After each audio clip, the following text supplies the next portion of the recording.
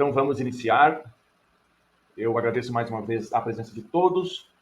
Vamos dar início ao nosso diálogo, à nossa conversa sobre o último capítulo do livro. Em seguida, a gente pode decidir as próximas leituras que a gente vai fazer. O plano para hoje, o objetivo de hoje é a gente responder aquelas perguntas sobre o texto e depois a gente vai decidir os livros que a gente vai ler. Vamos para a pergunta 1. Então, qual a estrutura de um trabalho acadêmico? Pelo que o autor falou aqui no sétimo capítulo, né? Ele elencou aqui a introdução, que aí ele fala que é onde o trabalho deve ser apresentado, onde tem a justificativa, o corte metodológico, o objetivo geral. E o desenvolvimento, que ele fala que é a explicação da pesquisa, a descrição dos objetivos específicos, os dados que o pesquisador utilizou durante a pesquisa, ele explica os dados. E o autor também fala uma coisa interessante, que é a necessidade de se escrever um trabalho que seja compreensível para o público geral, mas que também não perca o rigor científico. E, por último, é a conclusão, que deve estar ligada ao problema central do artigo, do trabalho, no caso. Mais alguém? É basicamente isso que o Vinícius falou.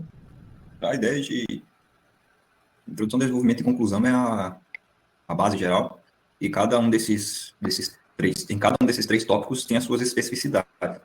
É interessante nós observarmos que essa já é como o senhor mesmo colocou ainda há pouco, é a apresentação final de um trabalho, né? Seja ele artigo científico, seja ele uma monografia, essa vai ser diretamente a base do trabalho a ser apresentado. É bem interessante a gente observar isso, porque quando a gente vai fazer uma defesa, principalmente de um TCC, geralmente a preocupação dos que vão apresentar estão relacionados ao conteúdo do trabalho, né? O último TCC que eu apresentei, eu gastei, eu acho que de 7 a 8 minutos, eu tinha 15 minutos, mas eu gastei de 7 a 8 minutos porque a apresentação foi simplesmente a estrutura que eu aloguei no meu texto e só coloquei os tópicos em cada ponto desse que nós olhamos ou observamos, como os objetivos, as hipóteses. Eu só falando por hipóteses, nós temos isso por objetivo, por tema e tal. Eu fui colocando os tópicos sem me preocupar em explicar a relação, explicar diretamente as questões que eu estava desenvolvendo no trabalho, uma vez que eu creio que a banca já tinha lido o trabalho, então não havia necessidade de eu explicar, só receber depois as pedradas, né, quando eu terminasse de fazer a apresentação, aí ia esperar e me proteger um pouco das perguntas que viriam, como vieram. A resposta para essa pergunta é muito simples. A estrutura, não só de um trabalho acadêmico, mas de qualquer texto, é início, meio e fim. Assim como tudo na nossa vida também tem início, meio e fim, inclusive a nossa própria vida, né? Início, meio e fim. Então, eu já dei aula de uma disciplina que eu gosto muito, que é leitura e produção de texto. Inclusive, essas aulas estão lá numa playlist do meu canal do YouTube. E há vários tipos de textos, né? Há vários gêneros, há várias tipologias de textos, desde um texto jornalístico até um texto acadêmico. Então, mas, independente do tipo de texto, todos eles têm uma coisa em comum. Bom dia, Akira. Todos eles têm uma coisa em comum, que é início, meio e fim. Inclusive, a redação que vocês odiavam lá do ensino médio e do Enem, ela tem que ter início, meio e fim. Então, não é diferente com o trabalho acadêmico. Ele precisa ter início, meio e fim. Assim como nas disciplinas de psicologia, vocês podem ver que a nossa própria vida tem início, meio e fim, tem fases de desenvolvimento, né? Nós iniciamos crianças, depois a gente passa para a adolescência, depois a gente passa para a fase da juventude, depois a gente vai para a fase adulta, depois vai para a fase idosa e depois vai para a fase da morte. Então, esse é um caminho normal de uma vida, exatamente como há um caminho normal de um trabalho acadêmico, que é início, meio e fim. Só lembrando, né, que antes de você estruturar esse início, meio e fim, tem o que nós já vimos antes, que é a pesquisa preliminar, a construção de um bom projeto de pesquisa. Aí sim que eu vou desenvolver o trabalho final, que é esse trabalho final que vai ter a estrutura de um início, meio e fim. Mas para que eu desenvolva bem essa estrutura de início, meio e fim, eu tenho que ter essas etapas do caminho da pesquisa bem feitas, que é a pesquisa preliminar e a construção do projeto de pesquisa.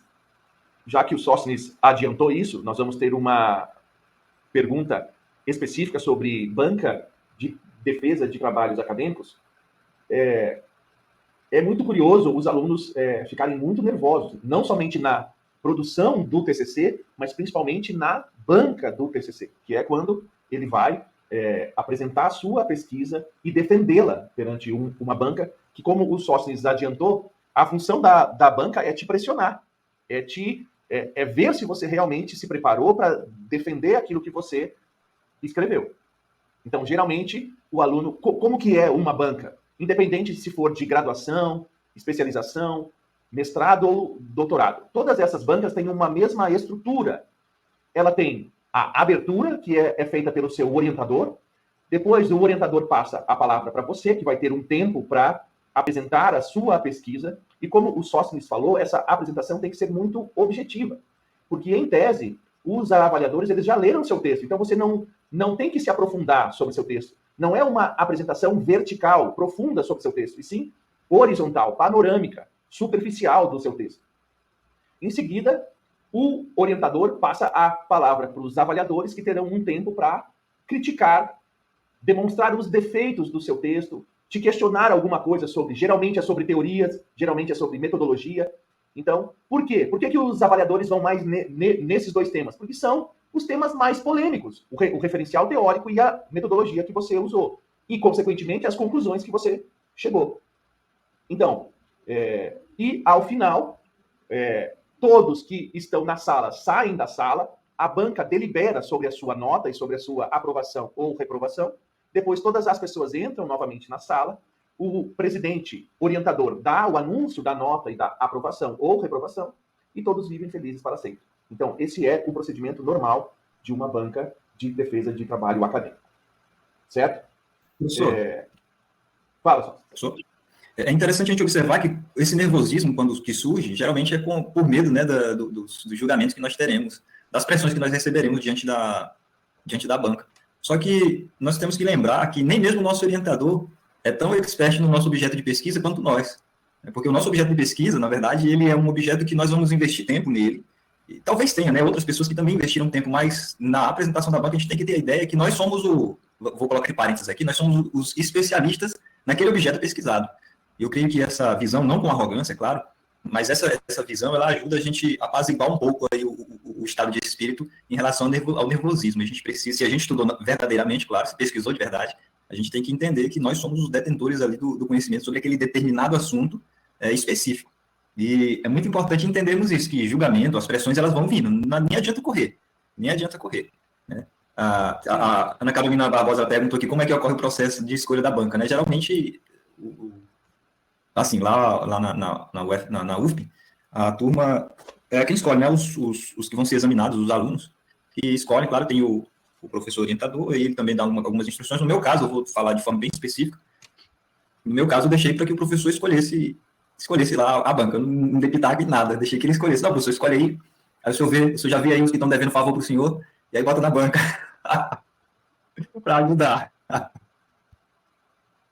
Então, já que nós estamos indo para esse rumo, a gente já pode responder à pergunta número 6, né, que é como se deve escolher a banca de defesa do trabalho acadêmico, já que o rumo da nossa prosa aqui foi para essa direção. Então, eu só faria um complemento para sua fala. Você é o especialista não sobre o tema do seu TCC, mas sobre o seu TCC. Porque, em regra, você chama para sua banca pessoas que já são pesquisadores na área, que já têm experiência na área, já têm livros na área que você fez o seu trabalho. Então, teoricamente, eles seriam, entre aspas, melhores do que você, porque já são mais velhos, já têm livros, já têm experiência, pesquisam sobre aquele assunto. Então, as críticas, as perguntas, elas são bem-vindas no momento da banca de defesa de um trabalho. Porque os avaliadores estão ali não para te ferrar, mas sim para contribuir com a sua pesquisa. Como o próprio autor do livro destaca, você tem que chamar os melhores naquela área, naquele tema, para que eles possam te avaliar e para que você possa se apresentar a eles, para que isso seja seu cartão de visita para, a partir daquele momento, você ser visto como colegas deles, né? Como participante da comunidade acadêmica que discute aquele tema.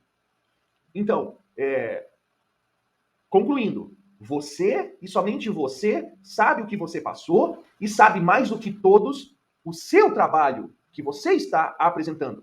Não é o tema, mas é o seu trabalho que você sabe melhor do que ninguém. Agora, sobre o tema, sobre a área, você tem que chamar pessoas melhores do que você, para que eles tenham a capacidade de avaliar seu trabalho. Para que você vai chamar pessoas que não sabem nada do seu tema se elas não vão poder contribuir nem avaliar seu TCC?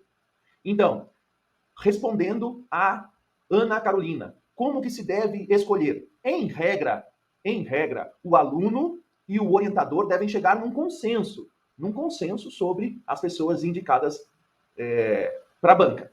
Mas, geralmente, professor e aluno podem chegar num consenso tipo assim, professor, escolhe aí você. Ou o professor pode chegar para o aluno e falar, olha, quem você quer? Escolhe você.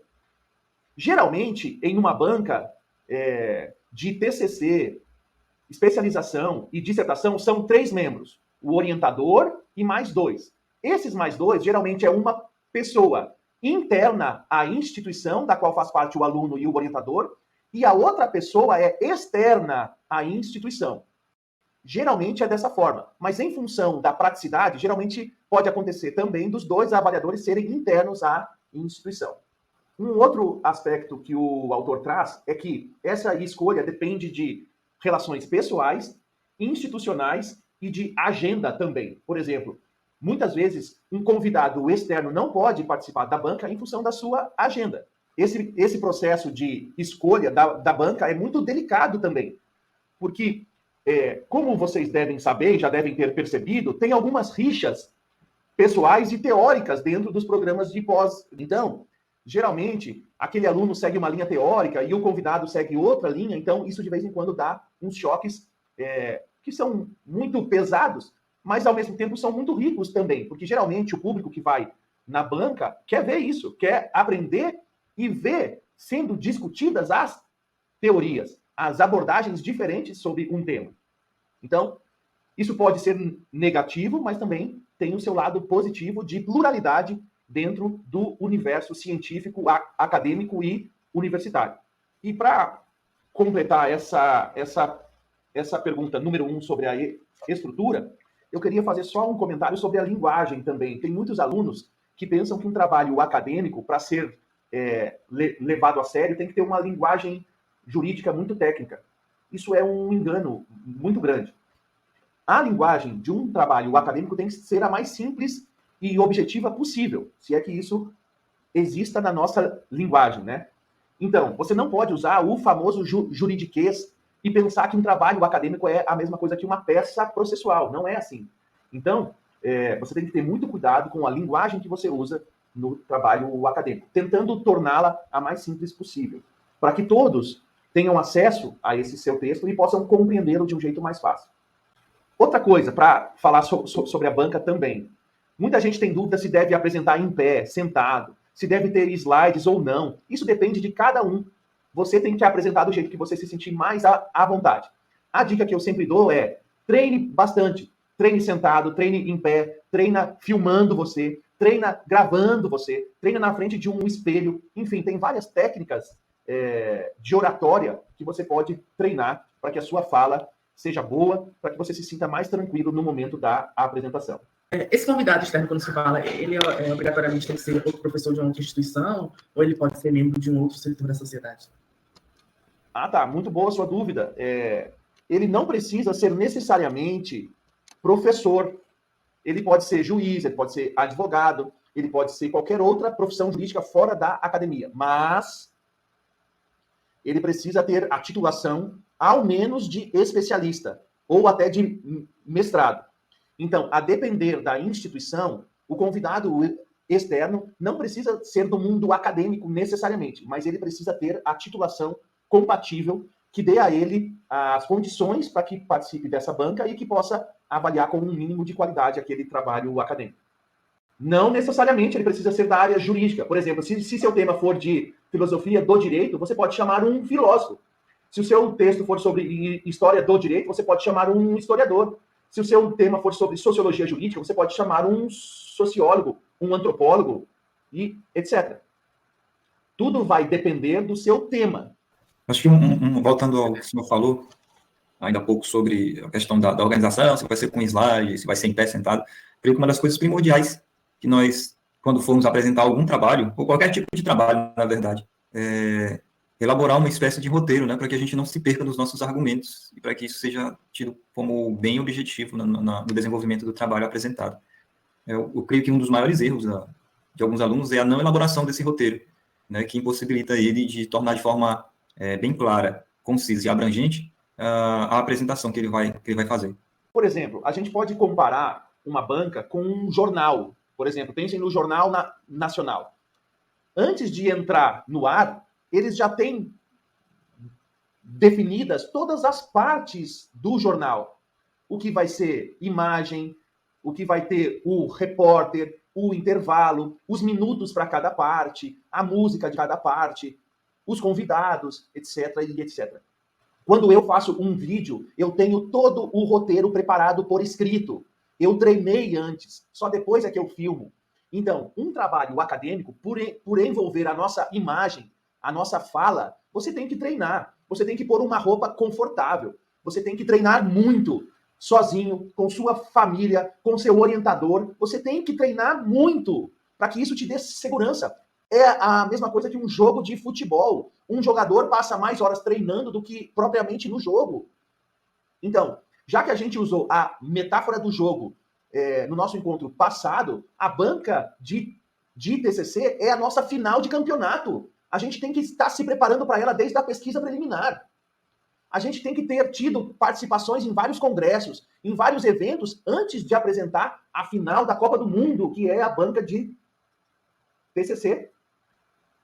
Uma outra coisa que eu queria falar é que os alunos têm muito medo do momento das perguntas da banca. Será que eu vou saber? Será que eu não vou saber? Será que eu vou passar vergonha? Uma das técnicas que eu dou é, se você está com medo daquela pergunta, se você não sabe aquela pergunta, ou se você está inseguro sobre aquela pergunta, peça para que o avaliador reformule a pergunta. Diga que você não entendeu e diga para ele reformular a pergunta. Porque muitas vezes na reformulação da pergunta, o avaliador já dá pistas do rumo que ele quer que você siga na sua resposta. Ok, vamos à pergunta 2, o que é uma boa introdução? Creio que uma boa introdução seria vou chamar assim, uma pré-apresentação do que será desenvolvido no trabalho. Que ela seja concisa, mas abrangente. Que ela venha apontar qual é o caminho que você vai seguir no desenvolvimento do seu trabalho. Fazendo as apresentações necessárias, fazendo as formulações necessárias da ideia das ideias que vão ser trabalhadas. Fazendo já, mesmo na introdução, fazendo com que o leitor, que não necessariamente será somente os avaliadores, mas todos aqueles que terão contato, muitas das vezes não serão doutores e mestres, mas também pessoas da graduação, ou até mesmo sem graduação, que essas pessoas compreendam o caminho que você vai tomar no trabalho. É interessante a gente pensar na introdução como até uma forma de aguçar o interesse do leitor em querer continuar lendo o trabalho. Porque, particularmente, quando eu leio uma introdução que é chata, que é ruim, eu fico desestimulado em relação a continuar na leitura da obra, independente qual seja.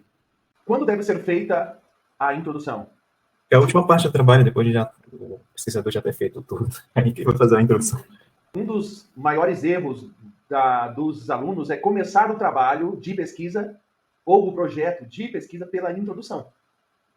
Por incrível que pareça, e os alunos que não leram nada na vida sobre metodologia, eles ficam pasmos quando eu digo, olha, a introdução é a última coisa que deve ser feita. Porque, como o Vini já tinha adiantado antes, na introdução é onde vão todas as informações do projeto de pesquisa. Então, a introdução geralmente é feita depois do projeto de pesquisa, porque é na introdução que vai todas as informações do projeto de pesquisa. É somente dessa forma, dando todas essas informações ao seu leitor, como o Sóstenes disse, que nós vamos seduzi-lo, convencê-lo a ler a integralidade do nosso texto. Porque é na introdução que você seduz, que você fisga, que você pesca o seu leitor, dizendo, olha, eu vou te dar esse doce, esse pirulito aqui, mas eu vou tirar ele de você, para você ficar curioso e ler todas as outras partes do meu texto. Então, a introdução, ela tem que ser, como o Sóstenes disse, não muito grande, concisa, mas dando as informações, não todas, as informações básicas sobre seu texto. Quais informações são essas? O tema, o problema, a justificativa, os objetivos, as hipóteses, o referencial teórico, o referencial metodológico, a divisão dos capítulos que você fez. Olha, no capítulo 1 vai ser tal coisa, no capítulo 2 tal coisa, no capítulo 3 tal coisa. Você não adianta suas conclusões e não aprofunda o que você discutiu nos capítulos. Então, uma boa introdução tem todas essas partes. Uma outra coisa que o autor diz que tem que ter na sua introdução são as justificativas pessoais, a sua motivação de estar pesquisando sobre aquele tema. A motivação deve ser outra coisa além de simplesmente gostar daquele tema. E é onde você pode se apresentar um pouco também, ao justificar sua motivação. Então vamos para a pergunta 3. O que é um bom desenvolvimento? Acho que o desenvolvimento bom é aquele que o pesquisador vai descrever, como eu já falei, né, na primeira parte, vai descrever os objetivos dele, vai tentar expor o que ele pesquisou, né? E o autor também fala que ele deve escrever somente o que ele pesquisou e deixar de lado, assim, entre aspas, o que ele não pesquisou. Principalmente em redação, e o artigo científico ele precisa estar bem estruturado, assim como a redação, é necessário que eu sempre fundamente argumentos. E eu creio que dentro do desenvolvimento a gente vai precisar fundamentar os argumentos, ter comprovações reais e fundamentação, e ser o mais objetivo possível dentro do desenvolvimento, porque teve alguns artigos que eu tive contato ano passado que eram muita encheção de linguiça. Tem gente que vai ficar fazendo artigo e quando chega lá no desenvolvimento fica só repetindo. É interessante essa observação da Aquila, que realmente, eu acho que não são poucos, mas muitos textos, principalmente no desenvolvimento, tem muita encheção de linguiça. Meu último orientador uma vez falou que se você for encher linguiça, pelo menos tempere. Tempere bem o que você vai encher. É interessante a gente observar isso realmente, né? Tomar esses devidos cuidados. Essa parte do desenvolvimento é a parte mais importante, né, de um trabalho acadêmico. É aí que deve ter o aprofundamento, a verticalidade do que você fez anteriormente, que foi a pesquisa preliminar e o projeto de pesquisa. Geralmente, é na fase do desenvolvimento que eu descrevo todas aquelas etapas dos objetivos específicos para que eu percorra essas etapas degrau por degrau e vá alcançando o meu objetivo geral. E que, através desse percurso, desse caminho, eu responda o meu problema e comprove ou não as minhas hipóteses. O desenvolvimento é tão importante porque é ele que vai dar o fio condutor para que eu consiga atingir o meu objetivo, responder o meu problema e comprovar a minha hipótese. E, consequentemente, ir conquistando informações que irão aparecer na minha conclusão. É a próxima pergunta. Quantas páginas deve ter? Geralmente, os alunos enchem linguiça porque as instituições exigem, por exemplo, de um TCC, uma monografia de 40, 60 páginas. Aí os alunos precisam encher linguiça para atingir o número mínimo de páginas. Mas, afinal de contas, quantas páginas deve ter um trabalho para ele ser bom? Seja artigo, monografia, dissertação, tese, etc. A conclusão que o autor chegou é que não há uma regra para isso. Não existe regra para isso. Nem na lei do livro, nem na CAPES. O que existe são orientações institucionais das universidades dizendo, olha, o mínimo razoável é tanto. Outra pergunta sobre a conclusão. O que é uma boa conclusão? Acho que uma que responda ao problema que ou pelo menos tente responder, né? Ao problema que o pesquisador levantou durante a pesquisa preliminar, a introdução, quer dizer, mostrou na introdução, né? E desenvolveu o desenvolvimento. Ele tem que mostrar algumas conclusões, entre aspas, do que ele pesquisou. E também, não sei, talvez possa levantar possibilidades para pesquisas posteriores, enfim. Acho que é isso. É basicamente isso que o Vini apresentou, né? É um fechamento do trabalho, onde vai argumentar sobre a ideia se os objetivos foram alcançados, se foram atingidos, se a pesquisa terá continuidade, como a gente falou ainda há pouco. observando toda a questão do escopo do trabalho, né, do desenvolvimento do trabalho. Eu creio que uma boa conclusão é aquilo que apresenta a ideia das hipóteses levantadas, se foram alcançadas, ou se surgiram novas hipóteses, se o trabalho terá uma continuidade, as possibilidades de continuidade ainda no estudo do assunto determinado. É importante também frisar que tem uma coisa aí dentro do texto, e eu até já havia pensado quando eu comecei a ler, que é a questão das soluções, da hipótese, do caminho de resolução da problemática, dele não ter muito senso comum, e nem também ser criado ideias mirabolantes, né? Umas coisas que não dá para cumprir, ou que não tem a menor noção de realmente aquilo dali for posto em prática para solucionar a temática em questão do artigo ou do trabalho. Sempre que vocês forem ler alguma coisa, e não somente ler, né? Por exemplo, quando vocês forem ver um filme, ver um jornal, ver uma novela, ver uma peça de teatro, sempre que vocês forem analisar alguma coisa, vocês têm que pensar qual o problema que está ali e qual a solução que ele propõe. Isso serve para leitura de artigos. Isso serve para uma aula, seja qual for o professor. Nessa aula, que problema ele traz e que solução ele propõe? A conclusão, a introdução, me deixa claro qual é o meu problema e o caminho que eu vou seguir para responder e propor uma solução. É na conclusão que eu me informo que conclusão é essa, que solução é essa que eu proponho ao problema que eu tentei responder. Mas veja bem, não basta você informar que solução e que resposta é essa. Você tem que convencer, argumentar com o seu leitor como você chegou nessa resposta e nessa proposta de solução e de que forma você chegou. Para eu convencer quem está me ouvindo ou quem está lendo, eu tenho que mostrar o percurso que eu segui da minha premissa do problema às conclusões que é a minha proposta de solução. Se eu não fizer esse percurso, tem alguma coisa errada. A partir de hoje, qualquer texto científico que vocês forem ler, identifiquem muito bem, claramente, tentem identificar sempre o problema sobre o tema e a proposta de solução e resposta que o autor dá. São esses dois elementos os principais. E é claro, né?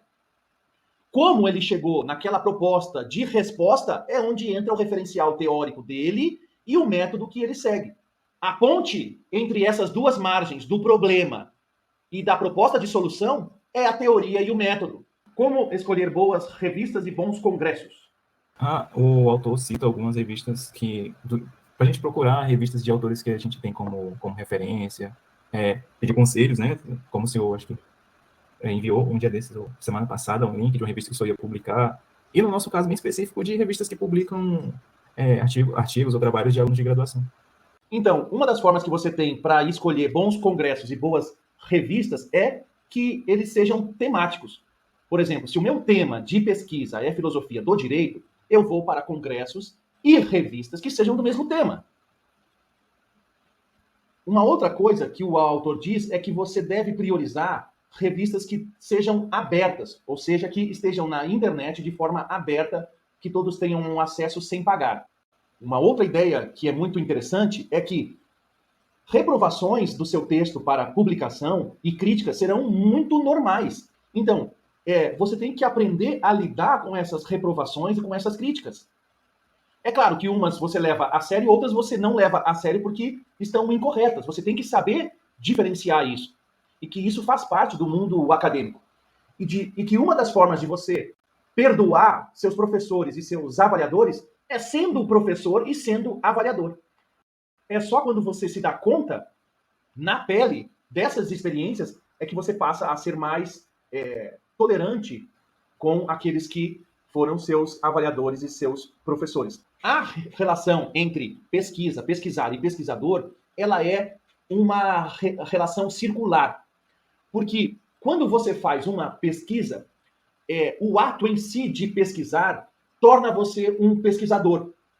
E muito mais importante do que o resultado final, o escrito, é o resultado humano de você ganhar aquela habilidade de pesquisador. Então, o mais interessante do caminho é o caminhante e a caminhada, digamos assim.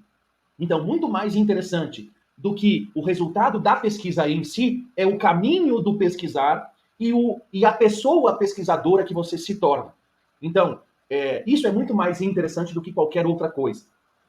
E, independente da nota que você tire, se você foi aprovado com 6, com 7, com 8, com 9, com 10, independente da nota, o caminho, a caminhada e o caminhante são muito mais interessantes do que a nota em si. A mesma coisa uma graduação.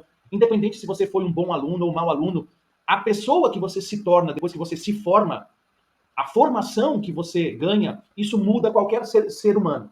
Sobre o exemplo de um projeto de pesquisa que ele dá, seria interessante que vocês lessem aquele exemplo de projeto que ele dá, para que vocês vejam a relação entre aquelas várias partes. Quais partes? Entre o tema, o problema, os objetivos, a justificativa, as hipóteses, a teoria, a metodologia.